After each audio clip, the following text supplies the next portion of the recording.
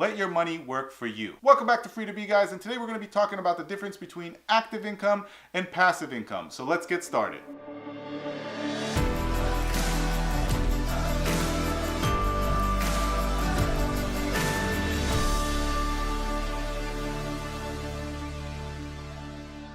Now, before we get into it, don't forget to hit the subscribe button down below because it does show your support for me and makes me motivated to continue bringing you guys content. So what's the difference between active and passive income?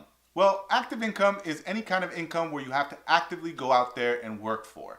It's something where you go out and put some work in and then you get paid for that work. Pretty simple. It's just your common job, right? If I have a career, office job, whatever it is, if I work at a fast food restaurant, well, I have to go out and work. And then I get paid for that work on a regular basis, right?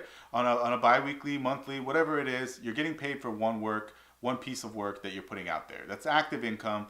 A lot of us are familiar with it because it's the most common type of income in our society. Passive income is almost the opposite, but it does involve work. But it's basically when you're putting your money to work for you, right? You put in the work or the investment up front, and then the money continues to work. It creates money for you even when you're not actively working. You're not actively engaged on a regular basis, and that money is still working for you. So an example of this is a high interest rate savings account, right? If you made $10,000 and you put this into that savings account and you don't touch it, that money is actually just growing for you, and it'll continue growing for you, for as long as you keep it in there. And so there are some myths, there are some tricks to this, right? Because people often think that a passive income doesn't really require you to do much work, and that's not true at all. You're going to have to either put up a lot of work up front to build something that brings value to people, or you're going to have to invest a lot of money up front. So again, if I'm putting $10,000 into a savings account, that's not going to really produce a lot of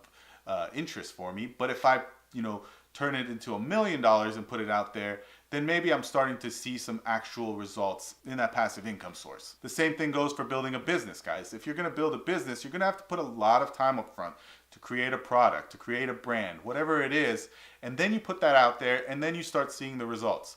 So it's really just a common misconception about passive income where everyone just sees the results, whether it's online or wherever it is. They think that, because you could just start pulling in $5,000 a month, that, hey, anyone can do this. But that's not the case. You have to put in some work to make that happen, to make sure that stream of income is truly passive. And so really you have to just factor all those things in there. And again, it's something that takes motivation, it takes persistence, but it will pay off in the end, and you should be striving to do this. Now, I've talked about how multiple streams of income are the way to go in terms of building financial independence and stability, and this is really it. I mean, building passive income sources is the key to that, because you really can't have 12 streams of income that all require active attention, active work. You have to build passive streams. You have to, invest in real estate, put money in savings, invest in the stock market. You have to figure out different ways to generate money that doesn't necessarily always require you to be actively moving and actively grinding to get this money. And really that's it, guys. This is a short and sweet video. I didn't want to take up too much of your time, but I just wanted to put that out there because I think a lot of people think that passive income is easy to get. It's easy to kind of build, but it's not. It does take time, but it can be done.